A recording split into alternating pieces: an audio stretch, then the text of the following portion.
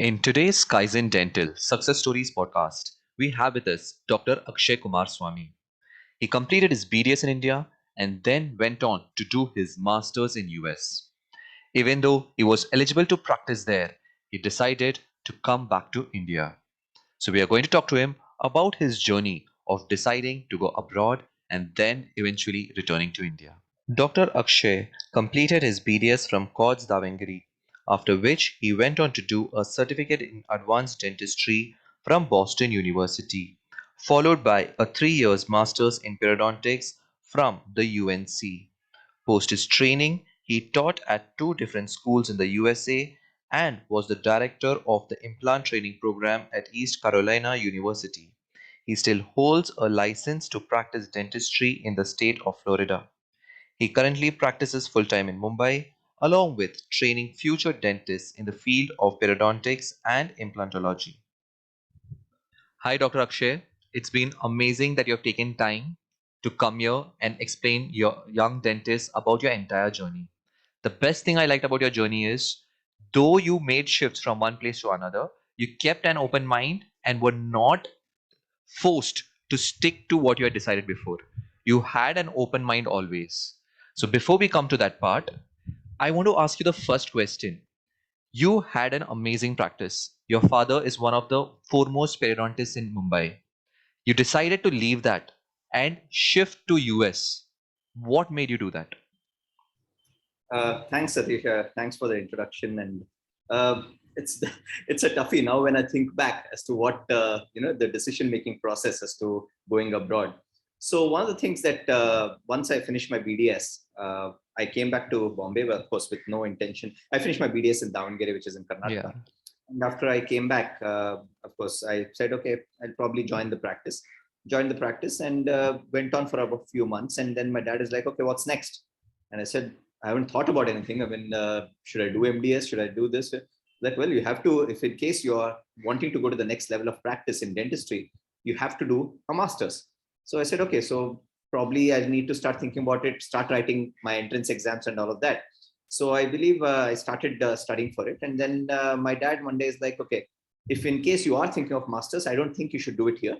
You should do it in the US. So we had a conversation. We said, why would that be? Because it's easier to do it here while staying at home, somewhere close by in India. So we said, no, I have seen the MDS programs here, and I feel that you would get a better education abroad. And then you can always come back. And if you want to practice, you can always come back and practice here. So I said, that's fine. I mean, I had seen him interact with a lot of international periodontists, and I see the level. I saw the level of what they were practicing. And I said, sounds good. Let me start off. But the next question that came into my mind is, okay, what subject am I going to choose? So we thought about it, and my dad said, okay, let's not jump into that. Why don't you first go and do what we call as a 1 year clinical dentistry? It was kind of a fellowship.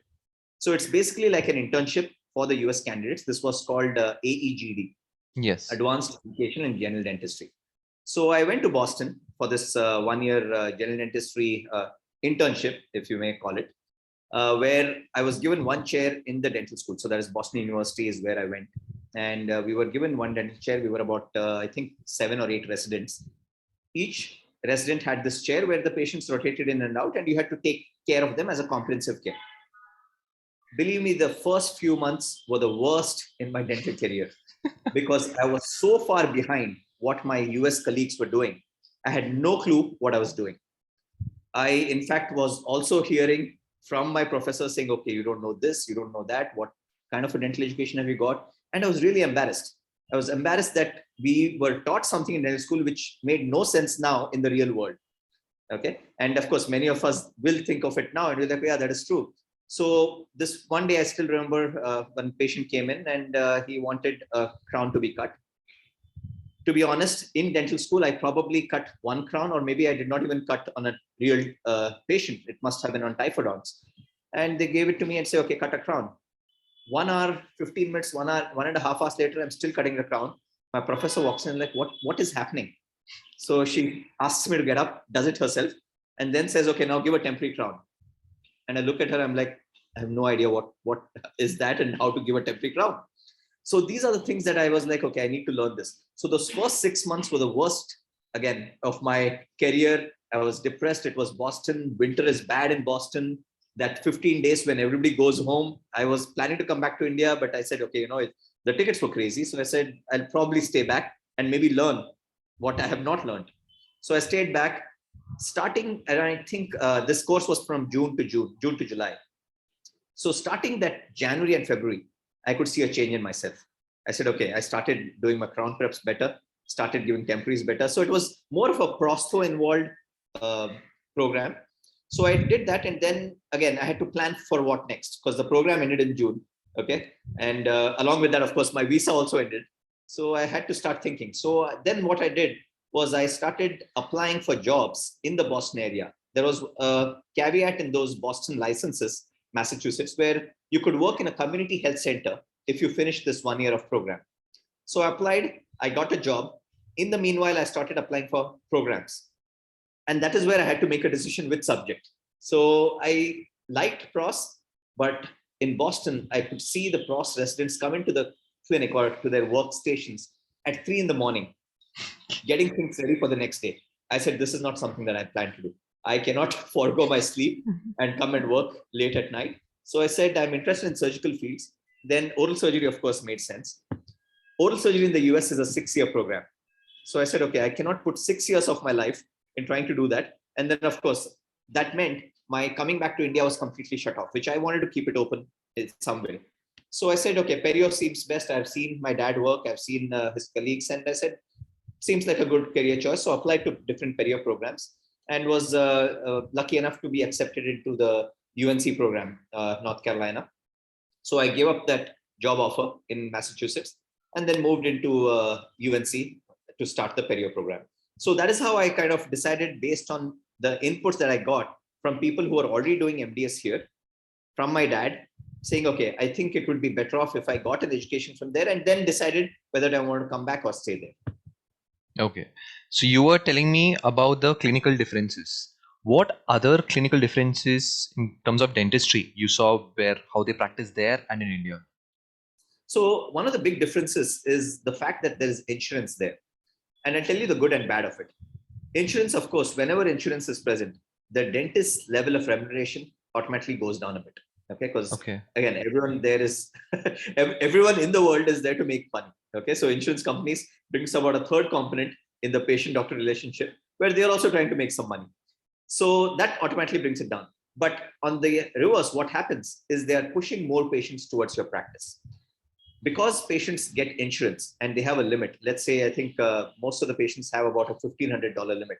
So they want to get more things done. So they'll come more often to get, let's say, a cleaning done once every 6 months. They'll get maybe a fluoride application done. So when the patients come into the office, that's when you recognize that there are some more needs and then let the patient know. Whereas here, it's more of a need-based, only when the patient, or pain-based, if you may call it. Only when a patient has pain will that drive them to the clinic. Whereas I think there were some insurance companies that came about, weren't successful. So that is one major difference about pain-based dentistry versus insurance sending patients to the clinic. Other than that, in terms of infrastructure, pretty much everything is the same. I mean, I don't see any difference. We have been lucky enough to have people, mentors who have trained there, come in here, taught people, and brought us up to the level that now we are to the level where the entire world practices. So I don't think there is much of difference from that aspect. But yeah, just the patient aspect, the way the patients look towards dental treatment, I see it coming up here, but it will still take some more time, I believe. Understood. So clinical difference is slowly and steadily it's closing up. What about the Yes. lifestyle?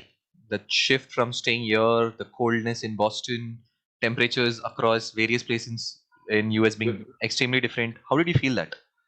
Good questions.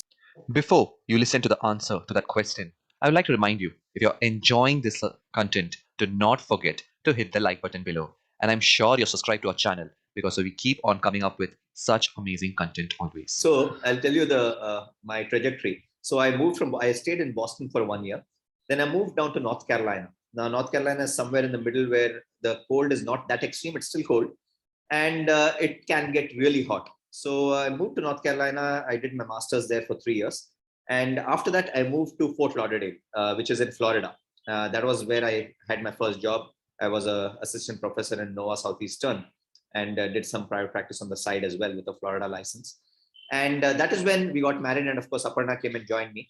Uh, Florida weather is the closest that it can get to what Bombay is. So in terms of that, it was beautiful. Florida weather was beautiful. We were just married, so we had a lovely time. We stayed there for about 2.5 years. And then I moved back to North Carolina in Greenville, which is a very small town. So in terms of living, it can be tough in small towns in the US. And it can be tough because, again, things are far away. The closest Indian store to us from Greenville, North Carolina was in Raleigh, which is about 1.5 hours away. So this was like a monthly visit that we used to make, fill the car up and bring it. If you tend to make friends in the vicinity, life can be good. Otherwise, it can be monotonous because all you will see your friends will be over the weekends. So it's not like here when you drop in any weekday to your friends place, hey, come on, how are you doing? Let's sit and chit chat. No, it doesn't work that way. You end up seeing them only on weekends, and that can be a little. And of course, in winter, it's very tough. You cannot go out as much. Kind of gets gloomy. If you're in the northeastern states, it gets even worse because it gets dark at around 3:34. So you have only a little bit of, it gets crazy. That my first winter in Boston, that was the most depressing aspect. 3:30, 4 o'clock, it gets dark and you're like wondering what happens. And the reverse in summer is amazing. The sunlight is out there until 10 a.m. 10 p.m. Wow. So much difference? A lot of difference. Once you move up north, it makes a big difference. But again, as I said, lifestyle can be good if in case you have a good friend circle in there. But what is and can be, which we have seen, is the fact that both husband and wife in the US need to work, because staying at home during the weekday can be very depressing for either spouse.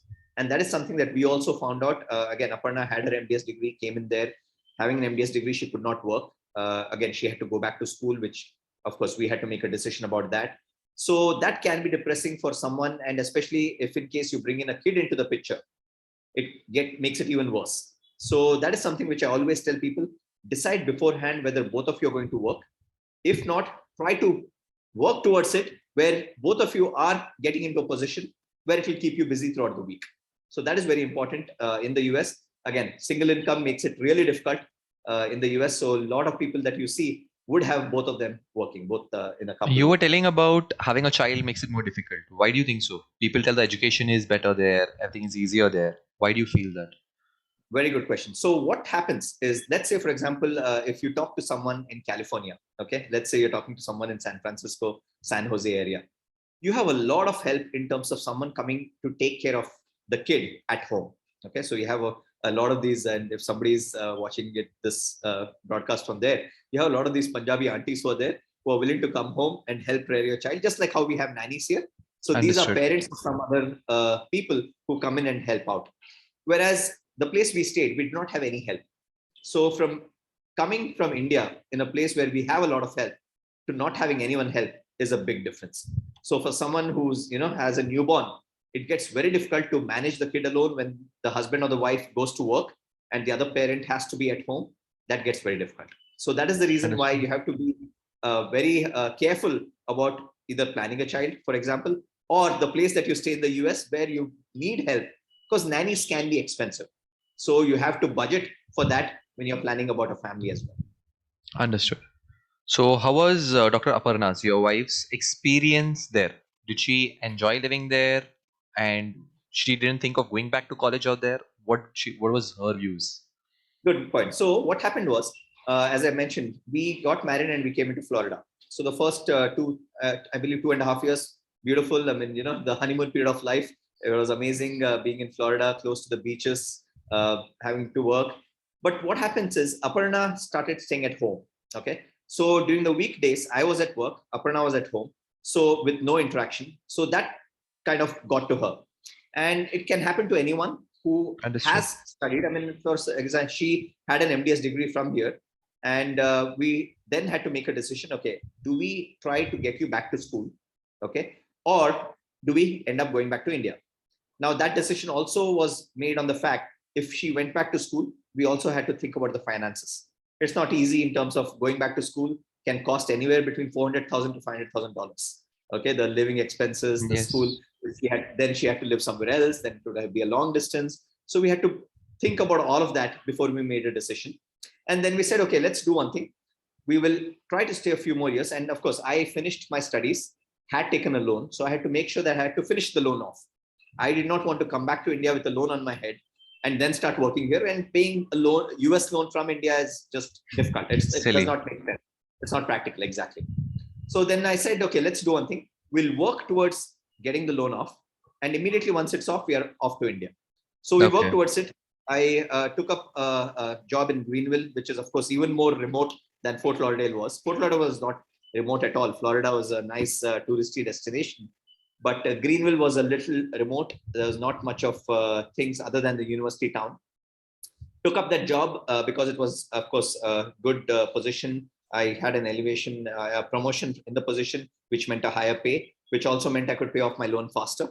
So once I took it up, I then made a decision that, okay, once we do this, this was about, we had planned in advance. So I moved into this job in 2013. And we said, we put a deadline saying by 2016, we need to be back in India. So we started working towards it. So we kind of worked backwards. Funnily enough, in 2014 or 15, I got an offer from Hong Kong. So at the Hong Kong Dental School. So we again said, okay, should we move not to India, but closer to India, so that we are still, because again, everyone started scaring us about the dentistry scene in India and hey, why are you coming back? It's not good. You probably are better off there. And again, and one less competition for others here. Exactly. But the grass is always greener on the other side, So that is the one thing that I always keep telling everyone, that each one's life is different. So you have to take it in that way. You learn from others' experiences and then make a decision for yourself. So I went to Hong Kong, gave the interview. Of course, Aparna along with me, they in fact called us for the interview. They flew us from the US to Hong Kong, gave the interview, went off well. They offered the job. For me, the job offer that they had was very similar to what they were giving in the US. But Hong Kong living is very expensive. Very expensive, small houses. After living in huge houses in the US, I don't think we were ready for, living in a matchbox type situation. So we said, okay, you know what? Let's chuck this. Let's again go back to what our plan was. Finish off the loan, come back to India. So luckily we did that. 2015 December is when Aparna came back. And 2016 May is when I wrapped things up and came back, and we started practice. So that's where our decision of not doing anything further was cemented a few years before that. So we worked towards it in the next few years.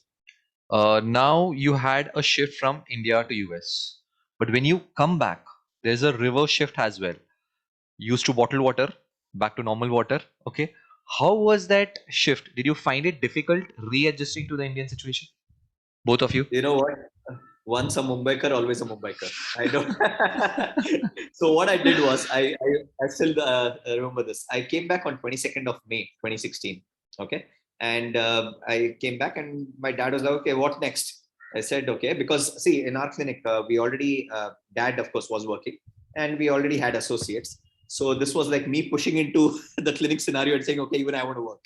And there are only as many patients that you can do flap surgeries on, Yes. Not everyone is. So and many would prefer your dad because they already had a relationship with him. So shifting it to you also is difficult. Correct. Yeah, they would not. I mean, even now I have a difficult time trying to convince a patient that, I also do the same stuff that dad does, which is understandable. I think trust is a big thing. So I came in and I said, okay, what next? I don't have a place in the clinic because dad was still active. And he's still active, but that time he was even more active. And I think he'll always be active. Knowing him, I think he'll always be active. Yeah. He's not someone to shut it down that quickly. So because Aparna came 6 months before I did, she had already started working in our clinic. Okay. And what she did was not just perio. Of course, she is an MDS periodontist, but she started doing the general dentistry part as well. Because our clinic is where we do everything under one roof. So It's not that we are only a perio clinic. So she started doing everything. So I come in May and I said, okay, I need to do something now. I can't force myself into the clinic. So I said, I'll start doing consulting. So I started putting out my name and putting out feelers that I'm open for consultations. And dad's friend, Dr. Mangesh Poddar, was the first one to call me. I still fondly, of course, remember him and thank him every time I meet him. First one to call me, and his clinic is situated in Nandheri, Koldongri. So he called me and he said, I have a flap surgery for you. Do you mind coming and doing it? And I said, sure. So then I said, okay, how do I get there? So I looked up, I said, okay, train is one option. I catch the train and go there, or I cab it up, or I take a metro. I'd never been in a metro because the metro came in when I was in the US.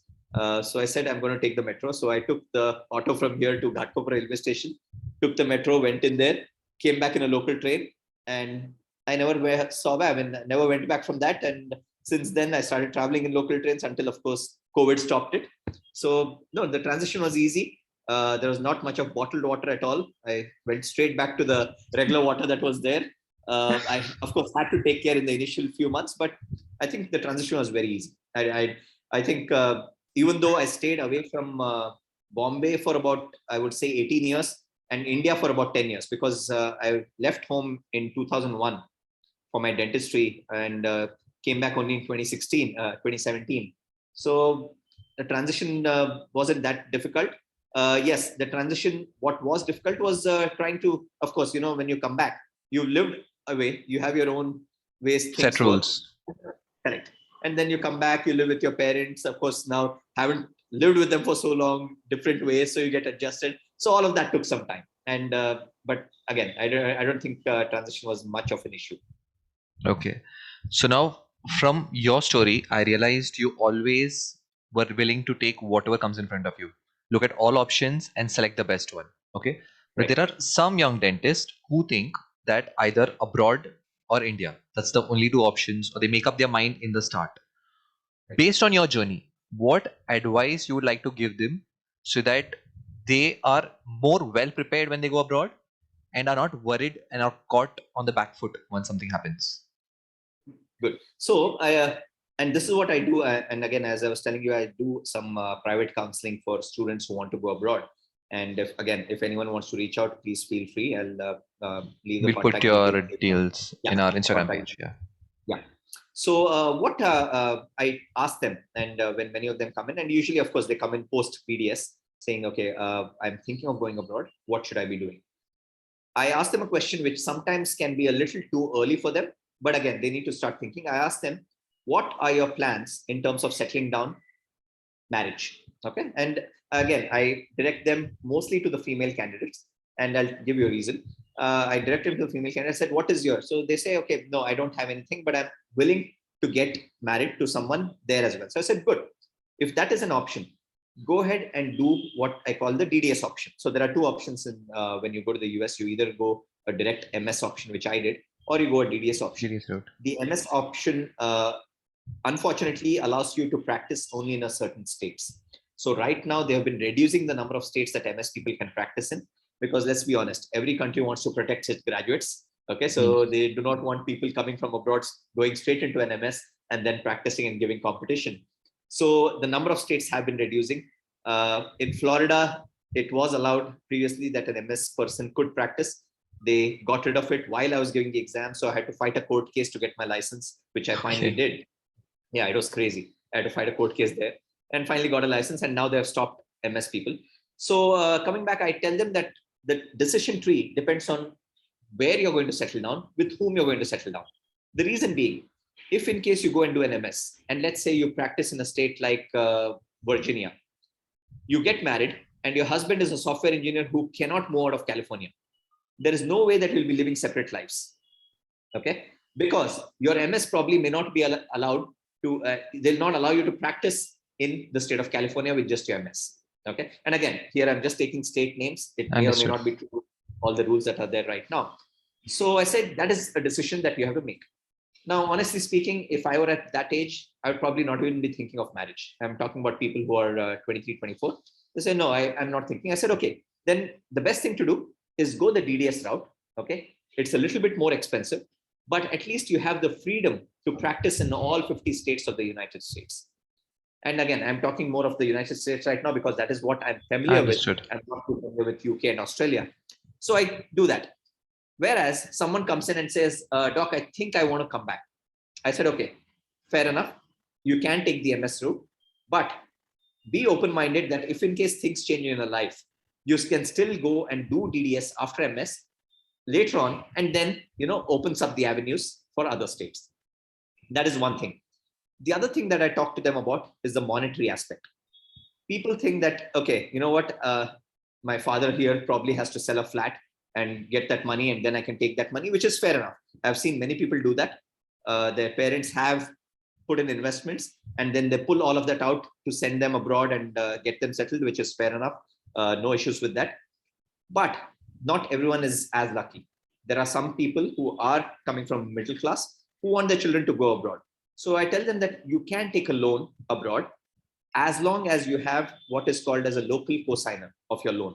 Okay, you need a US citizen who can co-sign your loan. Basically, they are a guarantor for your loan. Yeah, for your loan. And then you can take that loan, and this is the amount that you will be required. And as I mentioned before, anywhere between $500,000 to $600,000 is the range right now for a DDS of about 2 or 3 years, plus living and everything. Whereas for an MS, it probably could be about 300 to 400,000 based on which school and where you go to. So monetary aspect is something that people are not aware about, because all they see on social media is someone going there, probably living the life, good pictures from trips that they make, and good procedures that they do, but they don't know the work that goes behind it in terms of the monetary aspect. Either they have taken a loan, or somebody has sold a house, put that money. So all of those things, people have to start thinking. The students who want to go abroad have to start thinking about where the funds are going to come in before they make the decision of going one place or the other. Understood. So the main thing is long term they have to plan, not just the short term. That's the major mistake which a lot of people do. Exactly. And when you go to interviews abroad, one of the questions that they ask is, where do you see yourself 5 years from now, 10 years from now? And many of you must have heard that question. Again, you have to put that question to yourself when you are making that decision about going abroad versus staying back in India. Understood. It was really nice that you have taken out time and come here and explained all these things to the young dentists, because a lot of them look only at the rosy picture abroad. Right. Getting things in perspective is very important, and that's where mentors like you come in. Thanks a lot for your time. Thank you so much. Thanks a lot. So it's been a pleasure talking to you. And again, our contact details will be here. I'd be glad to help anyone who wants to go abroad, who needs counseling, who need counseling. Feel free to reach out to me, and I'll be glad to help. Thank you. Thanks a lot. Thank you.